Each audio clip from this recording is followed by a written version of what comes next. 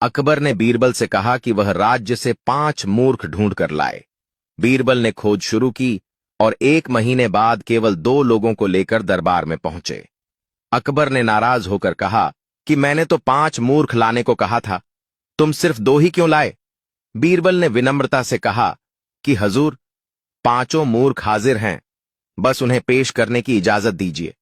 अनुमति मिलने पर बीरबल ने पहले आदमी की ओर इशारा करते हुए कहा कि यह पहला मूर्ख है।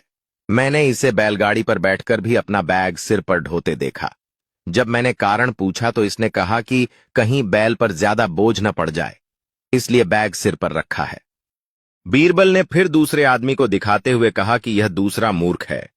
मैंने इसे अपने घर की छत पर उगी घास खिलाने के लिए भैंस को छत पर चढ़ाते देखा। पूछने पर इसने बताया कि छत पर घास उगाती है, इसीलिए भैंस को वहीं ले जाकर चरा देता हूं। जो आदमी छत की घास काटकर नीचे नहीं ला सकता और भैंस को ही छत पर चढ़ा देता है, उससे बड़ा मूर्ख कौन होगा? इसके बाद बीरबल ने कहा कि तीसरा मूर्ख मैं स्वयं हूं, क्योंकि राज्य के इतने महत्वपूर्ण काम होने के बावजूद मैं 1 महीने तक मूर्खों को ढूंढने में समय बर्बाद करता रहा। फिर उन्होंने अकबर की ओर देखकर कहा कि चौथे मूर्ख आप हैं, जहांपना, क्योंकि पूरे राज्य की जिम्मेदारी आपके कंधों पर है, फिर भी आपने मुझे ऐसा काम सौंपा जिसमें कोई लाभ नहीं।